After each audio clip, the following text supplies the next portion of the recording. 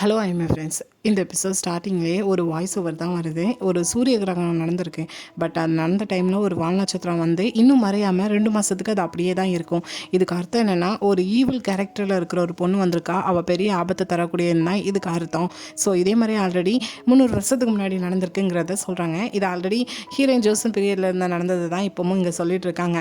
But அதுக்கப்புறம் தான் ஹீரோயினை மீட் பண்ணி அவங்க 2 பேருக்குள்ளே என்ன ஃபீலிங்ஸ் இருக்குங்கிறத கண்டுபிடிக்கிறேன்னு பேரில் ஹக் பண்ணதெல்லாம் நடந்திருக்கும். இப்போ ஹீரோயினும் நீங்கள் ஹக் பண்ணிட்டீங்களா, நம்ம ரொம்ப நேரம் செக் பண்ணுறோன்னு நினைக்கிறேன்னு சொல்லும்போது, ஹீரோவும் தள்ளி விட்டுட்டு நான் ரொம்ப நேரம்லாம் எடுத்துக்கல, நீ தான் ஹக் பண்ணிட்டு இருந்தேன்னு சொல்லும்போது, நான் அப்போலையே என்னோடய ஃபீலிங் என்னென்னு தெரிஞ்சுக்கிட்டேன். ஃபஸ்ட்டு உங்களுக்கு எப்படி ஃபீல் ஆச்சுன்னு ஹீரோயின் கேட்க, ஹீரோவும் சரி நானே சொல்கிறேன்னு சொல்லும்போது, சரி நானே சொல்கிறேன், எனக்கு உன் மேலே இன்ட்ரெஸ்ட் இருக்குது, நம்ம 2 பேரும் டேட் பண்ணலாம். ஸோ இவ்வளோ பெரிய ரிச்சான பையன் உங்கள்கிட்ட வந்து இதெல்லாம் சொல்லும்போது உனக்கு கொஞ்சம் ஷாக்காக தான் இருக்கும்னு தெரியுது. கொஞ்சம் ரிலாக்ஸ் ஆகிட்டு உன்னோட பதிலில் நீயே சொல்லுன்னு சொல்லிட்டு ஹீரோயினும் ஓகே தான் சொல்லுவான்னு நினச்சிட்டு ஹீரோங்க உள்ளுக்குள்ளே இருக்கிற ஃபீலிங்கை சொன்னதுக்கப்புறம் ஹீரோயின் என்னென்னா, எனக்கு இப்போ உங்கள் மேலே எந்த ஃபீலிங்கும் கிடையாது, இப்போ நம்ம 2 பேரும் ஹக் பண்ணிகிட்டு இருந்தப்போ கூட எனக்கு எதுவுமே தோணலைன்னு சொல்கிறாங்க. ஹீரோவால் இதை ஏற்றுக்கிட முடியல. இல்லை நீ போய் சொல்லிகிட்ருக்க, கண்டிப்பாக உனக்குள்ளே ஏதாவது ஃபீலிங் வந்திருக்கும், நம்ம 2 பேரும் ஹக் பண்ண சொல்ல உனக்கு எதுவுமே தோணலையா, ஒரு வேளைக்கு நீ யாரையுமே டேட் பண்ணது இல்லையான்னு சொல்லும்போது, யார் சொன்னா, நான் டேட் பண்ணியிருக்கேன் இதுக்கு முன்னாடி, அப்போ இதுக்கு உனக்கு எந்த ஃபீலிங்குமே இல்லை, நல்லா யோசித்து பாரு, நீ எத்தனை தடவை கேட்டாலும் என்னோட ஆன்சர் இது தான், எனக்கு உன் மேலே இன்ட்ரெஸ்ட் இல்லை அப்படின்னு சொல்லிட்டு இருக்கும்போதே மழை பெய்ய ஆரம்பிக்குது. ஸோ ஹீரோயின் அந்த இடத்த விட்டு போயிருந்தாங்க. பட் ஹீரோ தான் ஹீரோயின் தன்னை ரிஜெக்ட் பண்ணதை ஏற்றுக்கிட முடியாமல் ரிட்டர்ன் ஹீரோயினோட ரூம்க்கே போகிறாங்க.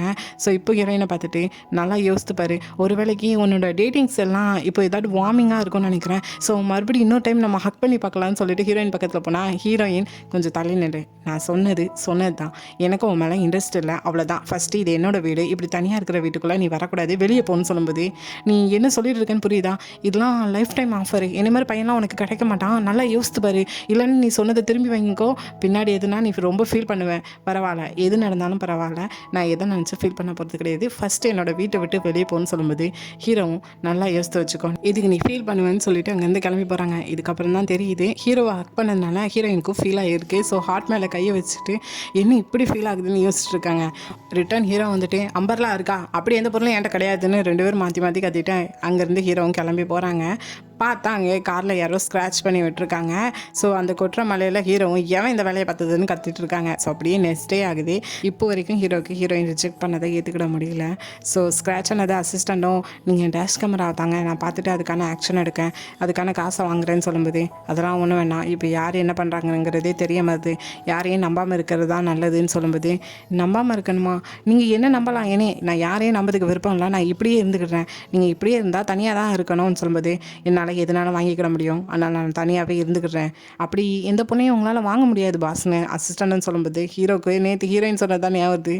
ஸோ இப்போ வாயை மூடிட்டு நீ ஒழுங்காக வரலன்னு வச்சுக்கோங்க, உன்னை நான் இல்லாமலே பண்ணிடுவேன்னு சொல்லிட்டு மிரட்டுறாங்க. அசிஸ்டண்ட்டும் என்ன பண்ணேன், ஏன் ஹீரோ இப்படி பேசுகிறாங்கன்னு தெரியாமல் வாயை மூடிட்டு கிளம்பி வராங்க. ஸோ அப்படியே ஆஃபீஸ் வந்ததும் இன்னொரு ஒர்க்கர்ஸ் என்னென்னா கொஞ்சம் ஹாப்பியாக வந்துட்டு சிரிச்சிட்டு இருக்காங்க. ஹீரோ வந்து பார்த்துட்டு, என்ன சிரிச்சிட்டு இருக்கீங்க, நான் ஹாப்பியாக இருக்கேன் சார், அதான் நான் ஸ்மைல் பண்ணிகிட்ருக்கேன், ஹாப்பியாக இருக்கேன் அப்படின்னு சொல்லும்போது, ஓ அப்போ உங்களுக்கு வெக்கேஷன் தேவைப்படாதுல்ல, ஐயோ இல்லை நான் வெக்கேஷனுக்கு ஃப்ளைட் டிக்கெட் புக் பண்ணியிருக்கேன், என்னோடய மாமனார் மாமியாருக்கு ஆனிவர்சரின்னு சொல்லும்போது, அவங்க 2 பேரையும் தனியாக அனுப்புங்க, அவங்க கொஞ்சம் ஹாப்பியாக சந்தோஷமாக இருப்பாங்க, நீங்கள் ஒர்க்குக்கு வந்துருங்கன்னு சொல்லிட்டு எங்கள் ஹீரோயின் மேலே இருக்கிற டென்ஷனை இங்கே வந்து காட்டிகிட்டு இருக்காங்க. ஸோ என்னடா திடீர்னு ஏன் ஹீரோ இப்படி நடந்துக்கிட்டாங்கன்னு சொல்லிட்டு கொஞ்சம் கன்ஃபியூஷனாக தான் இருக்கேன். அடுத்ததான் கிம்மை பார்த்தோன்னா தாத்தாவை பார்க்கறதுக்கு தான் வந்திருக்கான். தாத்தாவும் எனக்கு ஹீரோ அடிச்சதை நினச்சி தான் இங்கே கிம்மிட்ட பேசிகிட்டு இருக்காங்க. அவன் அடித்ததெல்லாம் பெருசாக நினச்சிக்கிடாத, அவனை மன்னிச்சிடுன்னு சொல்லும்போது, நான் அவனை அப்பவுமே மன்னிச்சிட்டேன், அது மட்டும் இல்லை நம்மளோட ரெசார்ட் ப்ராஜெக்ட் நல்லா போயிட்டுருக்கு, ப்ரெஸ்ஸில் எல்லாருமே நல்லா சொல்லியிருக்காங்கன்னு சொல்லி அதை பற்றி பேசிகிட்டு இருக்கும்போது கரெக்டாக ஒரு லாயர் வராங்க. ஸோ லாயர் வரான்னு தெரிஞ்சதுமே இங்கேருந்து கிம்மு கிளம்புறான். ஆனால் வெளியே காரில் வெயிட் பண்ணிகிட்டு இருக்கான். வந்த லாயரும் தாத்தாட்ட பேசிட்டு ஒரு பென்ட்ரைவ் கொண்டு வந்து கிம்மிட்ட கொடுக்காங்க. என்னென்னா இப்போ தாத்தாக்கு அந்த கம்பெனியில் இருக்கிற ஷேர்ஸு அது போக இருக்கிற மற்ற பங்கு எல்லாமே உயிலாக ஹீரோவோட பேருக்கு மாற்றி எழுதி வச்சிருக்கிற டாக்குமெண்ட்டை தான் காப்பி பண்ணி இங்கே பென்ட்ரைவில் கொடுத்துருக்காங்க. ஸோ இதை நான் பார்க்குற கிம்மும் ஹீரோ என்ன பண்ணாலும் தாத்தாக்கு அவரோட பேர மேலே ரொம்ப பாசம் போலேன்னு சொல்லி யோசிச்சுட்டு இருக்கான். ஸோ இவன் என்ன பண்ணதுக்காக இருக்காங்கிறது தெரியல. அப்படி இன்னொரு பக்கம் ஹீரோயினை பார்த்தோன்னா அந்த ஜோசியக்காரமான ஒருத்தவங்களை பார்த்துருப்போமே, ஆக்சுவலாக அவங்க ஷாமனாக இருந்திருப்பாங்க போல். ஸோ அதனால் ஹீரோயின் யாராலும் தனக்கு எந்த ஒரு கெட்டது நடந்துருக்கக்கூடாதுன்னு சொல்லிட்டு ஒரு சடங்கு பண்ணுறாங்க. ஏன்னா ஜோசன் அந்த டைம் எல்லாம் பண்ணியிருப்பாங்களே, ஸோ அதே தான் ஹீரோயின் இங்கே வச்சு பண்ணுறாங்க. ஸோ இதை பார்க்குற அந்த அம்மாவும் உன்ட்ட இப்போ நல்ல வேலை, சாப்பாடு, காசு, நல்ல ரூமு, எல்லா ட்ரெஸ்ஸும் அப்படின்னு உன்ட்ட எல்லாமே இருக்குது. இனி உனக்கு என்ன கஷ்டம் வரப்போது அதை எல்லாம் போயிட்டேன்னு சொல்லும்போது என் முதுகில் யாருமே என்னை குத்திடக்கூடாதுன்னு சொல்லிட்டு ஒரு பிளாஸ்பேக் வருது. ஏன்னா ஹீரோயின் ஜோசன் டைமில் இருந்திருக்கப்போ சின்ன வயசில் அவங்களோட அப்பா ஏதோ கேப்லிங் விளையாட போய் காசு இல்லைன்னு சொல்லிட்டு ஹீரோயினை வித்துட்டாங்க போல். ஸோ விற்றவங்க எல்லாருமே ஹீரோயினை ஒரு இடத்துக்கு கூட்டிகிட்டு போகும்போது கூட இருந்த அம்மா தான் ஹீரோயின் கவலைப்படுதான்னு சொல்லிட்டு இதான் இந்த சாப்பிடுன்னு சொல்லி ஸ்வீட்டை கொடுக்காங்க. எதை நினச்சி கவலைப்படாதான்னு சொல்லிட்டு கொஞ்சம் ஆறுதலாக பேசுகிறாங்க. பட் லாஸ்ட்டில் பார்த்தா அந்த அம்மாவே ஹீரோயினை கூட்டிகிட்டு போய் இன்னொரு குடும்பத்தில் ஹீரோயினை அடிமையாக விற்காங்க. இவளை நீங்கள் வச்சுக்கோங்க, சின்ன பொண்ணு வேற, எந்த ஆம்பளைங்கனாலும் ஈஸியாக செடியூஸ் பண்ண முடியும்னு சொல்லிட்டு. ஸோ ஹீரோயின் அதுலேருந்து தப்பிச்சு ஓடலான்னு பார்த்தா பிடிச்சி ஹீரோயினை ஒரு ரூம்குள்ளே அடைச்சி போட்டுருந்தாங்க, பசியிலையும் பட்டினியிலையும். ஸோ அதெல்லாம் யோசித்து பார்த்துட்டு தான் ஹீரோயின் யாரையும் எதுக்காகவும் நம்பக்கூடாதுன்னு சொல்லிட்டு இருக்காங்க. இந்த டைம் கரெக்டாக பார்த்தா ஃபோனில் இப்போ கிம்மிட்டிருந்து மெசேஜ் வருது, நான் சொன்னதை நீ செஞ்சால் உன் லைஃபுக்கு நான் எல்லாமே தருவேன்னு சொல்லிட்டு. ஹீரோயினும் மறுபடியும் நான் உன்னை கண்டிப்பாக நம்ப மாட்டேன்னு சொல்லிட்டு இருக்கும்போது பக்கத்தில் இருக்கிற அம்மாவும் உன் லைஃப்பில் நீ தனியாக இருந்திருப்பேன்னு நினச்சி யோசிக்காத, கண்டிப்பாக உன் லைஃப்பில் யாராட்டும் ஒருத்தவங்க வந்திருப்பாங்க உனக்காக, உன்னை நல்லா கேர் பண்ணியிருப்பாங்க அப்படின்னு சொல்லும்போது ஹீரோயினுக்கு சட்டனா ஹீரோவோட ஞாபகம் தான் வருது. ஏன்னா ஹீரோயின் கூட இருக்கிற டைம் கொஞ்சம் கேர் பண்ணி தானே பார்த்துருப்பாங்க, அதை நினச்சி பார்த்துட்டு இருக்காங்க. இன்னொரு பக்கம் ஹீரோயினை ரிஜெக்ட் பண்ணதை நினச்சிட்டு இப்போ எக்ஸசைஸ் பண்ணிட்டு இருக்காங்க. அந்த டைம் தான் ஹீரோக்கு இன்னொரு பிஸ்னஸ் ரிலேட்டடாக ஒரு ப்ராப்ளம் வருது. என்னென்னா ஃபர்ஸ்ட் எபிசோடில் ஒரு காஸ்மெட்டிக்ஸ் கம்பெனியில் நிறைய தப்பு நடந்திருக்கும். அதனால் ஹீரோ அந்த தப்பெல்லாம் வெளிக்கொண்டு வராமல் அந்த கம்பெனியை அவரோட பேருக்கு மாற்றி எழுதியிருப்பாங்கல்ல. ஸோ அந்த கம்பெனியோட ஃபர்ஸ்ட் ஓனர் என்னென்னா என்னை ஏமாற்றி என்னோட கம்பெனியை அவரோட பேரில் எழுதி வாங்கிட்டாங்கன்னு சொல்லிட்டு ஒரு டிவி சேனலில் இன்டர்வியூ கொடுத்துருக்காங்க. பட் ஹீரோவோட நேமை சொல்லலை. பட் இதை பார்க்குற ஹீரோக்கு நல்லா தெரியுது நம்மளை மீன் பண்ணி தான் இதெல்லாம் பண்ணுறாங்கன்னு. உடனே கோவத்தில் உடனே அசிஸ்டண்ட்டுக்கு கால் பண்ணிவிட்டு நம்மளோட ஸ்டாக் ப்ரைஸ் எதுவும் கம்மியாக இருக்கான்னு பார்க்காங்க. பட் அது 80க்கு கீழே இன்னும் போகல, அதே அளவுக்கு தான் இருக்குது. ஏன்னா ஹீரோட பேர் வெளியே வராததுனால. ஸோ உங்களோட பேர் வெளியே வராத அளவுக்கு பார்த்துக்கிறேன்னு சொல்லும்போது, ஆனால் இப்போ ஹீரோ என்ன சொல்கிறாங்கன்னா ஆக்சுவலாக அந்த கம்பெனியோட ஃபர்ஸ்ட் ஓனர் என்னென்னா நிறைய தப்பு பண்ணியிருப்பாங்க போல். பட் ஹீரோ அந்த தப்பெல்லாம் மறைச்சு கம்பெனியை மட்டும் எழுதி வாங்கியிருப்பாங்க. பட் அவர் இப்படி பண்ணதுனால ஹீரோ கோவத்தில் அவர் செஞ்ச எல்லா தப்பையும் எவிடன்ஸோட ரிலீஸ் பண்ணுங்கள், அவர் செஞ்ச தப்புக்கு அவரே அனுபவிக்கணும்னு சொல்லிட்டு இருக்காங்க.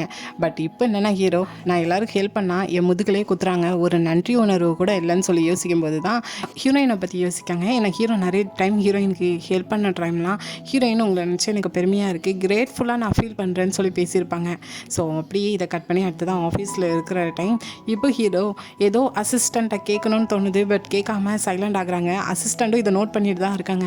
ஸோ அப்படி காரில் போயிட்டு இருக்கிற டைம் பார்த்தா கூட ஹீரோ அசிஸ்டண்ட்டை பார்க்காங்க. பட் எதுவுமே சொல்ல மாட்டாங்க. ஸோ ஒரு டைமுக்கு மேலே அசிஸ்டண்ட்டே என்னாச்சு, ஏன் இப்படி பார்த்துட்ருக்கீங்க, ஏதாவது நான் கேட்க வேண்டியதானேன்னு சொல்லி கேட்கும்போது, ஆமாம் எதுக்கு என்னை பற்றி இப்போ நீ வாய்ஸை ரைஸ் பண்ணி பேசுகிறேன்னு கேட்கும்போது, ஐயோ அப்படிலாம் இல்லை, நீங்கள் ஏதோ நினச்சிக்கிட்டு ஸ்ட்ரெஸ் ஆகுற மாதிரி இருந்துச்சு, அதுக்கு தான் பாஸ் நான் இப்படி பேசினேன், சொல்லுங்கள் நான் உங்களுக்கு ஏதாவது ஹெல்ப் பண்ணணுமான்னு சொல்லி கேட்கும்போது ஹீரோவும் இல்லை ஒரு பையனுக்கு ஒரு பொண்ணை பிடிச்சிருக்கு, பட் அந்த பொண்ணுக்கு அந்த பையனை பிடிக்கலன்னு சொல்கிறா, அதுக்கு என்ன பண்ணணும்னு சொல்லிட்டு தன்னோட கதையை அங்கே கேட்கும்போது அவனுக்கு டவுட் வரதானே செய்யும்.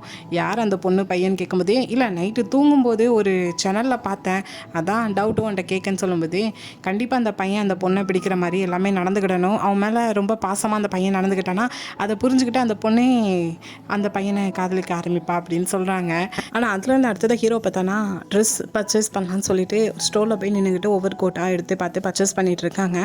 அப்போ அந்த டைமில் ஏதோ ஒரு கோட்டு கேட்கவும் அங்கே இருக்கிற இன்சார்ஜும் நான் உங்களுக்கு கொண்டு வரேன் கொஞ்சம் வெயிட் பண்ணுங்கன்னு சொல்லிட்டு ஹீரோ வெயிட் பண்ண வச்சுட்டு போயிருந்தாங்க. ஹீரோவும் வெயிட் பண்ணி கொஞ்சம் டைம் ஆகுதுன்னு கிளம்புறாங்க. அந்த டைம் ஆப்போசிட்டில் அந்த ஒரு பொண்ணு தெரியாதனமாக கையில் வச்சிருந்த காஃபியை ஹீரோ மேலே தட்டி விட்டுருதா. ஸோ அந்த பொண்ணும் என்னை மன்னிச்சுக்கோங்க, நாங்கள் ரெகுலர் கஸ்டமர் தான், வேணும்னா உங்கள் கோட்டை தாங்க, நான் இதே மாதிரி வேறு ஏதாவது கோட் வாங்கி தரேன்னு கேட்கும்போது, இதை வாங்கி தரது அளவுக்கு உண்ட காசு இருக்கணும் ஃபஸ்ட்டு அப்படின்னு சொல்லி பேசிட்டு இருக்கும்போது அந்த இடத்துக்கு அந்த இன்சார்ஜ் வந்துருந்தாங்க. நான் பர்ச்சேஸ் பண்ண மற்ற ட்ரெஸ்லாம் எங்கன்னு கேட்கும்போது, நான் இருக்குது, ஆமாம் போன வாரம் தானே ட்ரெஸ்லாம் வாங்கிட்டு போனீங்க, மறுபடியும் ட்ரெஸ் வாங்கிட்டு போகிறீங்கன்னு கேட்கும்போது, ஏன் நேற்று சாப்பிட்டேன் இன்றைக்கி நீ சாப்பிடாம இருப்பீங்கன்னு சொல்லி கேட்கும்போது, எனக்கு புரியுது நான் கொண்டு வரேன்னு சொல்லிட்டு அவனும் கிளம்புறான். அப்படி இன்னொரு பக்கம் இங்கே ஹீரோயினை பார்த்தோன்னா இன்றைக்கி ஹீரோயினுக்கு ஷூட்டிங் தான், அதே ஹிஸ்டியாரிக்கல் ட்ராமா தான், ஹீரோயினுக்கு புதுசாக ஒரு ரோல் கிடச்சிருக்கு போல். ஸோ அந்த இடத்துக்கு யோஜின் வரா. ஹீரோயினை பார்த்ததுமே என்னால் தான் இப்போ உனக்கு ஒரு ட்ராமாவில் ஒரு ரோல் கிடச்சிருக்கு, ஸோ ஒழுங்காக பண்ணுன்னு சொல்லும்போது, சரி நான் ஒழுங்காக பண்ணணும்னா அதுக்கு நீ என்கிட்ட வந்துட்டு இப்படி பேசிக்கிட்டு உன் மூஞ்சை காட்டாமல் இரு, அப்போவுமே நான் நல்லா பண்ணுவேன்னு சொல்லிட்டு நோஸ் கட் பண்ணிட்டு விடுறா. பதிலுக்கு அவளும் ஒன்று மட்டும் ஞாபகம் வச்சுக்கோ, கேமரா ரோல் ஆக ஆரம்பிச்சிச்சுன்னா நான் அதில் ஒரு குயின், நீ சாதாரண ஒரு சர்வெண்ட், அதை மட்டும் ஞாபகம் வச்சுட்டுன்னு சொல்லிட்டு கிளம்புறா.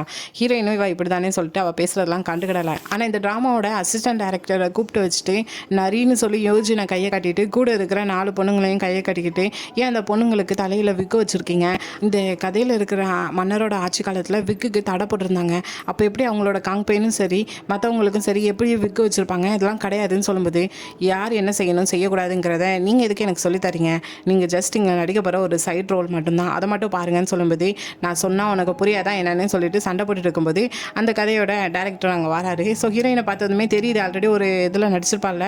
ஸோ கொஞ்சம் பெருமையாக பேசிட்டு இப்போ என்ன ஆச்சுன்னு சொன்னோடனே ஹீரோயினும் இருக்கிற பிரச்சனையை சொல்லும்போது அதெல்லாம் எனக்கு புரியுதுமா, நீங்கள் நடிக்க தானே வந்திருக்கேன், அந்த ரோலை மட்டும் பாரு, வேறு எதுவும் நீ எனக்கு சொல்லித்தர வேண்டாம் அப்படின்னு சொல்லும்போது என்ன தவிர இங்கே யாருக்குமே அந்தளவுக்கு ஜோசனை பற்றி தெரியாது, அதை ஃபஸ்ட்டு புரிஞ்சுக்கோங்கன்னு சொல்லி சண்டை போட்டுட்ருக்கா. ஸோ என்னடா திடீர்னு இவ சண்டை போட்டுட்ருக்கான்னு சொல்லிட்டு யோஜின் அந்த இடத்துக்கு வந்து என்னாச்சு டேரக்டர் என்ன பிரச்சனைன்னு சொல்லும்போது அவரும் இவ உன்னோட ஏஜென்சி சேர்ந்த பொண்ணு தானே, அவளுக்கு கொஞ்சம் சொல்லிக் கொடு, எப்படி யார்கிட்ட என்ன பேசணும்னு தெரிய மாட்டேது, எங்கள்கிட்ட வந்துட்டு என்ன செய்யணுங்கிறத சொல்லி தந்துட்டுருக்கான்னு சொல்லும்போது அவன் என்னென்னா சமாதானப்படுத்துகிறான்னு பேரில் டேரக்டருக்கு கொஞ்சம் ஐஸ் வச்சுட்டு இருக்கா. கூடவே ஹீரோயினும் கவனிச்சிட்டு இருக்காங்க. அவள் பேசுகிற பேச்சில் சுற்றி இருக்கிற எல்லாருமே ஹீரோயினை தான் கொஞ்சம் கோவமாக பார்த்துட்டு இருக்காங்க. கூடவே எல்லாருக்கும் நான் இன்னைக்கு காஃபி வாங்கி தரேன்னு சொல்லிட்டு சமாதானப்படுத்தி அனுப்பி விடுறாங்க. ஸோ அப்படியே கொஞ்சம் நேரத்தில் ஹீரோயினோட ஷூட்டிங் முடிஞ்சிது. ஸோ கிளம்பி போகிற டைம் எல்லாருமே ஹீரோயினை பார்த்து தேங்க்ஸ்ன்னு சொல்லிட்டு போகிறாங்க. ஹீரோயினும் என்னடா கொஞ்ச நேரத்துக்கு முன்னாடி தான் எல்லாருமே நம்மளை கோவமாக பார்த்த மாதிரி இருந்துச்சு, இப்போ என்னன்னா எல்லாரும் சிரிச்சுக்கிட்டே தேங்க்ஸ் சொல்கிறாங்களேன்னு சொல்லிட்டு வந்தால் ஹீரோயினுக்காக ஒரு காஃபி ட்ரக்கே வந்துட்டு எல்லாருக்கும் காஃபி கொடுத்துட்டு இருக்காங்க ஹீரோயினோட ஃபோட்டோவோட. ஸோ அதுக்கப்புறம் என்ன ஹீரோயின் கூட போய் நின்றுக்கிட்டு இது நான் தான் அப்படின்னு சொல்லிட்டு எல்லாருக்கும் ஃபோர்ஸ் கொடுத்துட்ருக்கா. கூட இருக்க எல்லாருமே தேங்க்ஸ்ன்னு சொல்லிட்டு இருக்காங்க. ஹீரோயினும் என் வாழ்க்கையில் யாரும் இந்த அளவுக்கு எனக்கு நன்றி சொன்னதே கிடையாதுன்னு சொல்லிட்டு ஹாப்பி ஆகிட்டு இருக்காங்க. ஸோ எல்லாருமே செல்ஃபியும் எடுத்துகிட்டு இருக்காங்க.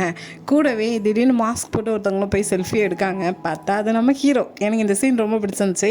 ஸோ அதுக்கப்புறம் நீயா எனக்காக இதெல்லாம் பண்ணேன்னு ஹீரோயின் கேட்கும்போது எதுவும் பேசாத என் கூட அமைதியாக வான்னு சொல்லிட்டு ஹீரோயினை ஒரு காருக்குள்ளே கொண்டு போய் தான் உட்கார வைக்காங்க. இதுக்கு முன்னாடி அதே காரில் ஏறக்கூடாதுன்னு சொல்லிட்டு சண்டை போட்டால் தான் நம்ம ஹீரோ இப்படிலாம் வாங்கி கொடுத்து ஹீரோயினை இம்ப்ரெஸ் பண்ணலான்னு சொல்லி ட்ரை பண்ணாங்க போல். இப்போ ஹீரோயினும் எதுக்காக எனக்கு இதெல்லாம் பண்ணிகிட்ருக்கீங்க, என்ன இது எல்லாமே லஞ்சமான்னு சொல்லி கோவத்தோட கேட்டான். ஹீரோ நீ சொல்கிறது அப்படி கூட நம்ம பேர் வச்சுக்கிடலாம், பட் என்னோட ஒரே டார்கெட் இதுதான் சொல்லிட்டு ஹீரோயினோட ஹார்ட்டை பற்றி கையாட்டுறாங்க. ஹீரோயினும் ஹார்ட்டா என்னோட இதை வச்சு என்ன பண்ண போகிறீங்கன்னு கேட்கும்போது என்னோட மோட்டிவே அதை வின் பண்ணுறது தான், நீ எனக்கு ஹக் பண்ணுறப்போ உனக்கு எந்த ஃபீலிங்குமே இல்லைன்னு சொல்லிட்டு போய் தான் சொல்லியிருக்கேன் கண்டிப்பாக, அதனால் நான் ரொம்பவே கோவமாயிட்டேன். கூடவே ஒரு நாள் ஃபுல்லாக நான் தூங்கவே இல்லை தெரியுமா, நீங்கள் தூங்கினாட்டா எனக்கு என்ன சரிதான், நீ பியூராக இன்னசென்ட் மாதிரி தான் இருக்க, பட் நீ அப்படி கிடையாது, ரொம்பவே ஆபத்தான பொண்ணுன்னு சொல்லும்போது எதுக்கு இப்படிலாம் பேசுகிறான், ஒரு வேளைக்கு நம்மளோட கான்ட்ராக்டை கேன்சல் பண்ண போகிறானான்னு சொல்லிட்டு ஹீரோயின் யோசிக்காங்க. பட் ஹீரோ என்னன்னா காதலாக இருந்தாலும் சரி போராக இருந்தாலும் சரி அதில் சரண்டர் ஆகிறவங்க தான் லாஸ்ட்டில் வின் பண்ணுவாங்க. ஸோ நான் சரண்டர் ஆகிறேன்னு சொல்லும்போது இப்படி பேசுகிறத கேட்குற இந்த பொண்ணுக்கு தான் ஃபீல் ஆகாது. ஹீரோயினுக்கும் இவன் கண்ணு என்ன இவ்வளோ அழகாக இருக்குன்னு சொல்லிட்டு ரொம்ப ஹீரோ மேலே கொஞ்சம் ஃபீலிங்ஸ் வரதான் செய்யுது. ஹீரோவும் இதுக்கு முன்னாடி நடந்த எல்லாத்தையும் நம்ம மறந்துடலாம், ஸோ இனி நான் எல்லாத்தையும் புதுசாக ஆரம்பிக்கேன், இனி நான் உன்னை இம்ப்ரெஸ் பண்ண ஸ்டார்ட் பண்ண போகிறேன்னு சொல்லும்போது ஹீரோயினும் ஹீரோ பேசுகிறத கேட்டு விழுந்துட்டாங்க தான். பட் தன்னோட ஃபீலிங்ஸை வெளியே காட்டக்கூடாதுன்னு சொல்லிட்டு அதெல்லாம் ஒன்றும் வேண்டாம், நானே இப்போ என்னோடய ஆன்சரை சொல்கிறேன், நல்லா கேட்டுக்கோ, இப்போ இல்லை எப்பவும் சரி எனக்கு உன் மேலே ஃபீலிங்ஸுங்கிறது சுத்தமாக வராதுன்னு சொல்லிட்டு காரை விட்டு கீழே இறங்கிருதா. பின்னாடியே ஹீரோயினா கோவத்தில் ஹீரோயினுக்காக ஒரு பொக்கே வாங்கிட்டு வந்திருப்பாங்க போல், இந்த ஸ்மெல் எனக்கு பிடிக்காதுன்னு ஹீரோயின் கையில் கொடுத்துட்டு காரை எடுத்துகிட்டு கிளம்புறாங்க. ஆனால் இந்த டைம்னா அங்கே தூரத்தில் ஒரு காருக்குள்ளே யோஞ்சி இருந்திருப்பா, ஆனால் யார் வந்து பொக்கே கொடுத்துட்டு காரில் போகிறாங்கிறத கவனிக்கல. பட் பாய் ஃப்ரெண்ட் இருக்குது நல்லா ரிச்சானவும் போலன்னு சொல்லிட்டு ஹீரோயின் மேலே பொறாமப்படுறான். ஆனால் இங்கே ஹீரோயினா ஒரு டைம் இல்லை 2 டைம் நான் ரிஜெக்ட் பண்ணான்னு சொல்லிட்டு ஹீரோயின் மேலே கோவத்தில் கார் ஓட்டிட்டு வந்துட்டு இருக்காங்க. ஸோ சிக்னலில் நிற்கும் போது பின்னாடி ஒரு கார் வந்து இடிச்சிருது. ஸோ ஹீரோ ஆல்ரெடி ஹீரோயின் மேலே இருக்கிற கோவத்தில் கீழே இறங்கி வந்து பார்க்காங்க. பார்த்தா பின்னாடி இடிச்ச கார் யாருன்னா கொஞ்ச நேரத்துக்கு முன்னாடி ஷாப்பில் வச்சு ஹீரோவோட கோட்டில் ஒரு பொண்ணு காஃபி கொட்டியிருப்பாங்க, அவள் தான் இப்போ காரில் இடிச்சிருக்கா. ஸோ அவளும் ஹீரோவை பார்த்தோன்னே என்னை மன்னிச்சுக்கோங்க தெரியாமல் பட்டுட்டு கொஞ்ச நேரத்துக்கு முன்னாடி உங்களை நான் ஷாப்பில் பார்த்தேன் ஞாபகம் இருக்கான்னு கேட்கும்போது ஹீரோக்கு அப்போ தான் அவளை ஞாபகம் வருது போல். இதுதான் என்னோட பிஸ்னஸ் கார்டுன்னு சொல்லிட்டு ஹீரோட்ட கொடுத்துட்டு இதுக்கு நான் என்ன பே பண்ணணுமோ எனக்கு கால் பண்ணுங்கள் நான் பே பண்ணிடுறேன்னு சொல்லி கொடுத்துட்டு முடிச்சுட்டு கிளம்புறா. ஸோ அப்படியே நைட் டைம் ஆகுது. இப்போ ஹீரோ தாத்தாட்ட போய் மீட் பண்ணுறாங்க. என்னென்னு தாத்தானா வழக்கம் போல் எப்படியாவது ஹீரோக்கு மேரேஜ் பண்ணி வைக்கலாம்னு சொல்லிட்டு பிளைண்ட் டேட் தான் அரேஞ்ச் பண்ணுதாங்க. ஹீரோவும் நான் ஆல்ரெடி நிறைய ட்ரை பண்ணிட்டேன், என்னால் எதுவுமே முடியாது, ஸோ அதெல்லாம் வேண்டான்னு சொல்கிறாங்க. ஆனால் தாத்தா கண்டிப்பாக நீ பிளைண்ட் டேட் போயே ஆகணும்னு சொல்லிட்டு ஒரு பொண்ணோட ஃபோட்டோ காட்டுறாங்க. ஹீரோவும் அது யாருன்னு பார்த்தோன்னா இப்போ கொஞ்ச நேரத்துக்கு முன்னாடி காரில் வந்து இடிச்சா மேலே காஃபி கொட்டினாலே அந்த பொண்ணு தான். ஸோ ஹீரோவுக்கும் புரியுது தாத்தா பண்ண வேலை தான் அது எல்லாமேன்னு சொல்லிட்டு சிரிக்கிறாங்க. தாத்தாவும் எதிர்ச்சியாக மீட் பண்ணி வச்சா அதாவது ஓகே ஆகும்னு பார்த்தேன், அதுதான் அப்படின்னு சொல்லும்போது அதெல்லாம் ஓகே ஆகாது, என்னால் முடியாதுன்னு சொல்கிறாங்க. தாத்தா நீ கண்டிப்பாக பிளைண்ட் டேட் போகே ஆகணும்னு சொல்லிட்டு சண்டை போட்டுட்ருக்காங்க. இன்னொரு பக்கம் இங்கே ஹீரோயினை பார்த்தோன்னா தூங்குனா ஹீரோயினுக்கு தூக்கம் வர மாதிரி ஹீரோவை நினச்சி தான். ஆனாலுமே என்னன்னாலும் சரி பாதுகாப்பாக பத்திரமா நீண்ட நாள் இங்கே வாழணும், அது தவிர நமக்கு எதுவுமே தேவை கிடையாதுன்னு யோசிச்சுட்டு இருக்காங்க. ஸோ அதே டைமில் நம்மளுக்கு ஒரு ஃப்ளாஷ்பேக் காட்டுறாங்க. இளவரசராக இருந்த ஹீரோவோட அரண்மனையில் பனிப்பெண்ணாக இருந்த ஹீரோயின் ஒரு குட்டி நாய் வளர்த்துட்டு இருந்திருப்பாங்களே, ஸோ அது இறந்துட்டு போல. ஸோ அதுக்கு சமாதி கட்டி ஃபீல்க்கு பண்ணிட்டு இருக்கும்போது அதே இடத்துக்கு ஹீரோ வராங்க. இங்கே என்ன பண்ணிகிட்ருக்கேன், ஏதாவது திருடன பொருளை புதைச்சி வச்சுட்ருக்கேன் என்னங்கிற கேட்கும்போது நான் ஒன்றும் திருடலைன்னு சொல்கிறாங்க. சரி ஏன் இப்படி அமைதியாக இருக்கேன், உன் கூட எப்போவுமே ஒரு சேட்டைக்கார குட்டி நாய் இருக்குமே அதை எங்கேன்னு கேட்கும்போது ஹீரோயினும் அமைதியாக இருக்கிறத பார்த்து இங்கே ஹீரோக்கும் புரியுது அந்த நாய் இறந்து போயிட்டுன்னு சொல்லிட்டு. ஸோ இளவரசரும் கவலைப்படாத, அதோட மறுபிறவியில் ஒரு மனுஷனா அது ரொம்ப நாள் வாழும் அப்படின்னு சொல்லிட்டு ப்ரே பண்ணுறாங்க. பக்கத்தில் இந்த பூவை பறித்து கொண்டு போய் ஹீரோயின் கையில் கொடுக்காங்க. ஸோ ஹீரோயினும் அந்த கையில் வாங்கிட்டு இருக்கிறதோட இந்த சீன் கட் ஆகி அப்படி இங்கே மறுபடியும் ஹீரோயினை தான் காட்டாங்க. இந்த சிஓட்ட இருந்து ஹீரோயினுக்கு ஃபோன் கால் வருது. என்னென்னா ஹீரோயினோட நெக்ஸ்ட் ஷூட்டிங் வந்து ஜேஜு ஐலாண்டில் தான் இருக்கான். ஸோ அதுக்கு யூன்ஜின் வரமாட்டா, ஸோ அவளோட வேனை நீ எடுத்துக்கோ, அவளோட மேனேஜர் உனக்கு கைட் பண்ணதுக்கும் கூட வருவாங்கன்னு சொல்லும்போது ஹீரோயினுக்கு தான் ஆல்ரெடி யூன்ஜினால பிடிக்காதே, ஸோ அந்த நரியோட திங்ஸ் எதுவுமே எனக்கு தேவையில்லை, ஸோ எனக்கு என்ன வேணுங்கிறத நானே பார்த்துக்கிறேன்னு சொல்லிட்டு ஃபோனை கட் பண்ணுறா. ஆனால் இன்னொரு பக்கம் ஹீரோவை பார்த்தோன்னா நைட் ஃபுல்லாக தூக்கம் வரல போல். ஸோ அதை பற்றி தான் டாக்டர்கிட்ட கேட்காங்க. என் மண்டுக்குள்ளே ஏதோ ஒன்று ஓடிட்டுருக்குன்னு சொல்லும்போது எதுக்கு அதெல்லாம் யோசிச்சுட்டு இருக்கீங்க, கொஞ்சம் ரிலாக்ஸாக இருந்து மெடிடேஷன் பண்ணாலே சரியாக போயிடும். ஆனால் நடந்ததை எப்படி நான் மறக்க முடியும், நடந்ததை மறக்கணும்னா அதுக்கு பதிலாக ரீப்ளேஸ்மெண்ட் பண்ணுங்கள், நியூவாக ஏதாட்டு கொண்டு வந்தால் தான் கரெக்டாக இருக்குன்னு சொல்லி ஃப்ரெண்டு சொல்லும்போது உடனே நீ தான் நல்ல ஃப்ரெண்டு, நீ தான் நல்ல டாக்டர், இப்போ எனக்கு எல்லாமே புரிஞ்சிச்சு, நான் நியூவாக எல்லாத்தையும் மாற்ற போகிறேன்னு சொல்லிட்டு ஸ்டேட் அசிஸ்டண்ட்டுக்கு கால் பண்ணிவிட்டு தாத்தா எனக்கு ஒரு பிளைண்ட் டேட்டுக்கு ஒரு பொண்ணு அரேஞ்ச் பண்ணியிருந்தாளா, எனக்கு அது ஓகே தான், பிளைண்ட் டேட் அரேஞ்ச் பண்ணுங்கன்னு சொல்லிட்டு ஃபோனை கட் பண்ணுறாங்க. ஸோ அதே ஹாஸ்பிட்டலில் இருக்கிற ஒரு நர்ஸு டேப்லெட்டை இன்னொரு நர்ஸ்கிட்ட கொடுத்து இதை ஹீரோட்ட கொடுக்க சொல்கிறாங்க. அந்த நர்ஸும் கொடுத்துருந்தாங்க. அதுக்கப்புறம் அந்த நர்ஸ் என்னென்னா ஃபோனில் நான் அந்த மெடிசனை டெலிவரி பண்ணிட்டேன்னு சொல்லிட்டு யாருக்கும் அனுப்புகிறாங்க. மேபி கிம்மா தான் இருக்கும்னு நினைக்கிறேன். ஸோ அப்படியே மறுபடியும் இங்கே ஹீரோயினை பார்த்தோன்னா இப்போ ஹீரோயினுக்கு கூட வரதுக்கு ஒரு மேனேஜர் தேவை. ஸோ யார் வேணும்னு யோசிக்கிறப்போ பக்கத்து ரூம் பையன் தான் இருக்கான். ஸோ அவன்கிட்ட போய் தான் கேட்காங்க என் கூட ட்ராவலுக்கு என் கூட மேனேஜராக வரணும்னு சொல்லிட்டு. அவனும் நான் என்ன சும்மா வெட்டியாக இருக்கேன்னு நினச்சிட்டு இருக்கேன்ங்கிற மாதிரி சீன் போடுறான். ஹீரோயினும் நான் காசு 3 மடங்கு அதிகமாக தரேன்னு சொன்னோன்னே ஓகே சொல்கிறான். பட் அவனுக்கு அதுக்கப்புறம் தெரிய வருது எப்படி 3 மடங்கு அதிகமாக தருவான்னு சொல்லிட்டு ஏர்போர்ட்டுக்கும் வந்துருந்தாங்க ஜேஜோ ஐலாண்டு போகிறதுக்காக. இவங்க 2 பேரும் முன்னாடி போகிறாங்க. பின்னாடி பார்த்தா ஹீரோவும் அசிஸ்டண்ட்டும் வராங்க. அசிஸ்டண்ட்டும் இந்த ஆடு ஷூட்டுக்கு நம்ம கண்டிப்பாக போகணுமான்னு கேட்கும்போது கண்டிப்பாக இது நம்மளோட மார்க்கெட்டிங்க்கு ரொம்ப முக்கியமானதுன்னு சொல்லிட்டு ஹீரோ கூட்டிகிட்டு போயிட்டு இருக்காங்க. இங்கே ஹீரோயினும் ஏரோப்ளேனுக்குள்ளே வந்ததுமே பிஸ்னஸ் கிளாஸில் தான் சீட் இருக்குன்னு சொல்லிட்டு உட்காந்து ஹாப்பியாகிறாங்க. சாகாமலே நான் வானத்தில் பறக்க போகிறேன் அப்படின்னு சொல்லிட்டு. ஆனால் அதுக்கப்புறம் தான் பக்கத்து ரூம் பையன் வந்ததும் இங்கெல்லாம் நம்மளோட சீட்டு அங்கே இருக்குன்னு சொல்லிட்டு எக்கனாமிக் கிளாஸில் கொண்டு போய் உட்கார வைக்கான். இதுவா நம்மளுக்கு போட்டு தந்திருக்காங்கன்னு சொல்லிட்டு ஹீரோயின் டென்ஷன் ஆகிட்டு இருக்காங்க. அவனும் அமைதியாக உட்காரு, பக்கத்தில் உள்ளவங்க திட்டுவாங்கன்னு சொல்லிட்டு ஹீரோயின் அமைதிப்படுத்தி வச்சுட்டு இருக்கான். ஸோ அப்படி இன்னொரு பக்கம் ஹீரோ பார்த்தோன்னா பிஸ்னஸ் கிளாஸ் தான். ஸோ அந்த டைமில் தூக்கம் வரலன்னு சொல்லிட்டு டேப்லெட் போட்டுட்டு இருக்கும்போது இந்த பிளேஸ் கொஞ்சம் அன்கம்ஃபர்டபுளாக இருக்குன்னு சொல்லிட்டு அந்த பக்கமாக போயிட்டு வரேன்னு சொல்லிட்டு அசிஸ்டண்ட்டை சொல்லிட்டு தான் போகிறாங்க. அதுக்கப்புறம் அசிஸ்டண்ட்டும் காதில் ஒரு ஹெட்செட்டை மாற்றிக்கிட்டு தூங்க ஆரம்பிக்காங்க. இங்கே இன்னொரு பக்கம் ஹீரோயின் கூட இருந்த பக்கத்து ரூம் பையன் என்னன்னா நான் பாத்ரூம் போயிட்டு வரேன்னு சொல்லிட்டு போயிட்டான். ஆனால் இந்த டைம் தான் ஒரு அனௌன்ஸ்மெண்ட் பண்ணுறாங்க. யாராவது டாக்டர் இருக்கீங்களா, இங்கே ஒருத்தருக்கு சீரியஸ் கண்டிஷன் உயிர் போகிற நிலமையில் இருக்காங்கன்னு சொல்லும்போது இதை கேட்குற ஹீரோயின் டாக்டராக இருந்தால் மட்டும் தான் போகணுமா, நான் முடிஞ்சதை பண்ணுவோம்னு சொல்லிட்டு கூட போகிறாங்க. போனதுக்கப்புறம் மயக்கம் போட்டு கிடக்குது. ஹீரோயின் தெரிஞ்சதுமே ஹீரோயினுக்கு தான் ஒன்றும் பண்ணணும்னு தெரியல, சிபிஆரும் கொடுக்குறதில்ல, சும்மா மேலே கையை போட்டு அடிச்சிட்டு இருக்காங்க. எந்தின்னு சொல்லிட்டு பக்கத்தில் இருக்க வாட்டர் பாட்டில் இருக்கிற தண்ணியை எடுத்து ஹீரோ மேலே ஊற்றுறாங்க. எந்தின்னு சொல்லிட்டு கன்னத்தில் நல்லா அடிக்கும்போது ஹீரோவே கண் முழிச்சிருந்தாங்க. பட் ஹீரோயின் மேலே கையை வச்சுட்டு பொண்ணுங்க எல்லாருமே பாய்சன்னு சொல்லிட்டு மறுபடியும் மயக்கம் போட்டு விழுந்துருந்தாங்க. அவன் செத்துட்டான்னு நினச்சிட்டு எல்லாருமே ஹீரோக்கு ஹார்ட் பீட் கொண்டு வரணும்னு சொல்லிட்டு ஒரு மிஷினை வைக்காங்க. ஸோ பக்கத்தில் இருக்கிற ஒருத்தங்க ஹீரோயினை பிடிச்சி இழுக்கும்போது இல்லை விடுங்க அவன் சாவக்கூடாதுன்னு ரொம்ப ஃபீல் பண்ணி அழுறாங்க. கரெக்டாக அந்த மிஷின் ஆன் பண்ணுற டைம் தெரியாமல் ஹீரோவோட கையை பிடிச்சிருந்தாங்க. ஸோ ஹீரோக்கு கொடுத்த ஷாக் ஹீரோயினுக்கும் பாஸ் ஆயிடுது. ஸோ அங்கே ஹீரோயின் அப்படியே ஷாக்கில் கீழே விழுந்துருந்தாங்க. இதுக்கப்புறம் ஹீரோ கண் முடிச்சிருந்தாங்க. சைடில் திரும்பி பார்த்தா ஹீரோயின் ஷாக்கில் அப்படியே இருக்காங்க. ஸோ இதோட இந்த எபிசோட் முடியுது. பட் ஜோசன் அடுத்ததான் என்ன நினச்சி ஹீரோ அந்த பூவை கொடுத்துருப்பாங்கல்ல ஹீரோயின் கையில், கரெக்டாக அதை ஹீரோயின் வாங்க போகிற டைம் ஆல்ரெடி அரசர் சொல்லியிருப்பாங்க என்னோட தம்பியை நீ லவ் பண்ண வைக்கணும்னு சொல்லிட்டு. ஸோ அதை கேட்டதுமே கையில் இருந்த பூவை சட்டனாக கீழே போட்டுருந்தாங்க. ஆனால் இளவரசருக்கு அதெல்லாம் தெரியாதுல்ல. ஸோ அந்த பூவை எடுத்து அந்த நாய்க்குட்டியோட கலரையெல்லாம் வைக்காங்க. ஸோ இதோட இந்த எபிசோடு இங்கே முடியுது. ஆக்சுவலாக இந்த எபிசோடில் அந்த நாய்க்குட்டி இறந்ததுக்கப்புறம் இளவரசராக இருக்கிற ஹீரோ அது அடுத்த பிறவியில் ஒரு மனுஷனாக பிறக்குங்கிறத சொல்லியிருப்பாங்க. மேபி அது உண்மையாகவே மறுபிறவி எடுத்துருந்துச்சுன்னா இப்போ அது யாராக இருக்கும் நீங்கள் நினைக்கிங்கிறத கமெண்டில் சொல்லிட்டு போங்க. அப்படியே இந்த வீடியோ பிடிச்சிருந்தா லைக் பண்ணுங்கள், ரொம்ப பிடிச்சிருந்தா எஸ்கே தீபக் ட்ராமாவை சப்ஸ்கிரைப் பண்ணுங்கள். Thank you, bye bye friends.